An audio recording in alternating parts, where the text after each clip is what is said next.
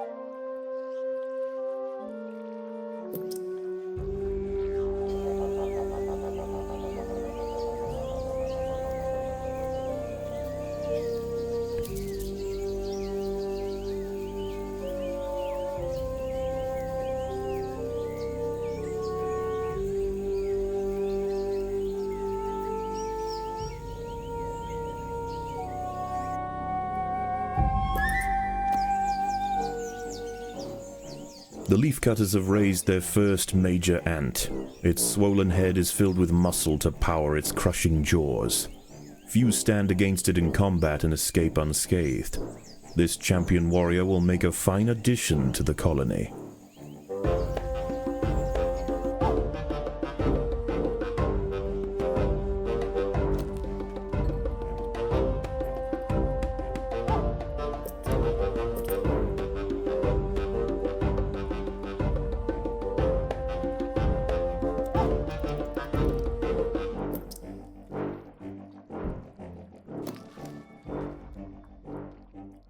As the sun sets below the horizon, and the thick rainforest canopy shrouds all but the slightest glimmer of moonlight, the predators of the night begin to emerge.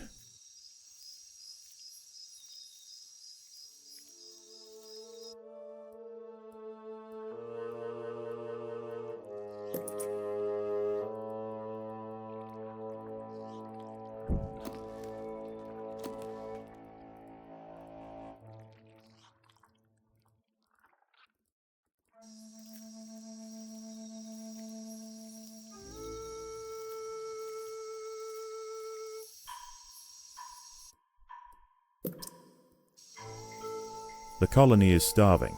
There's not enough food to feed the new brood.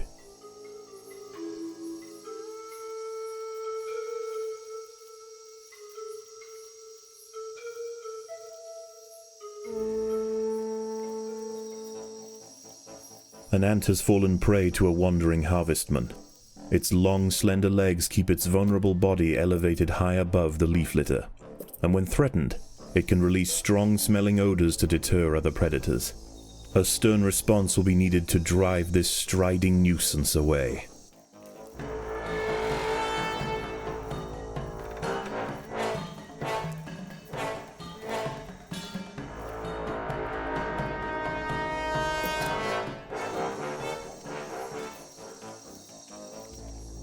Overwhelmed by the defensive leafcutter forces, the harvestman decides to make a swift exit.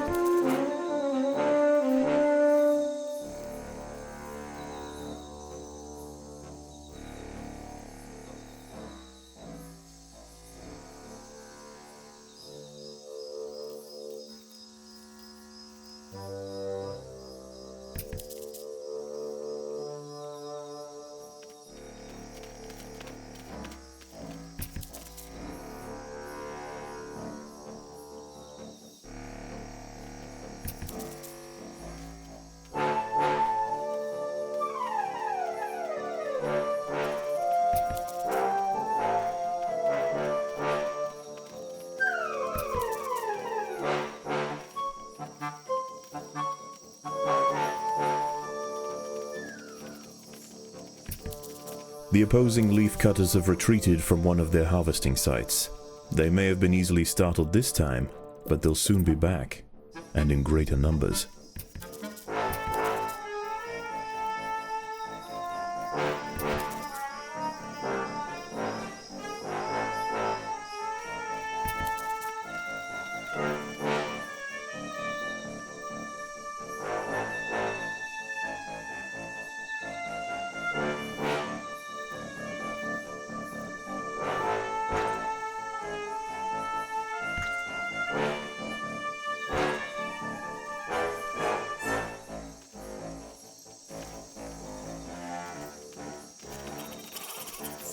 A young velvet worm, Oroperipatis ecuadoriensis, is lurking overground.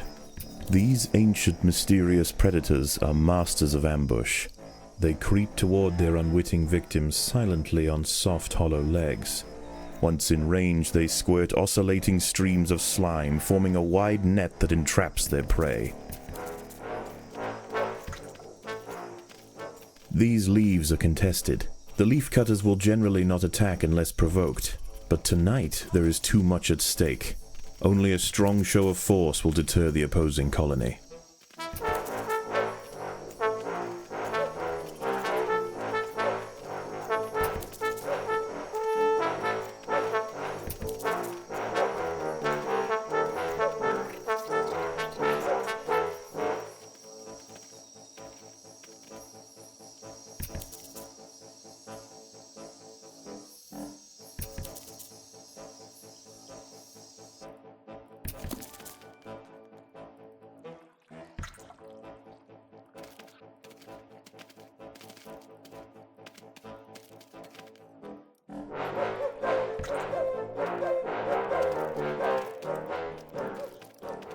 Leafcutters aren't the only ants nearby. Whilst the two atta colonies joust for territory, Odontomachus bauri trapjaws roam the clearing.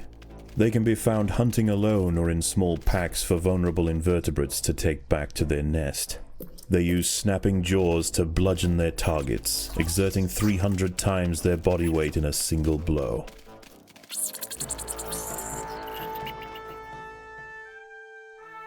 The ants have subdued their rivals and achieved dominion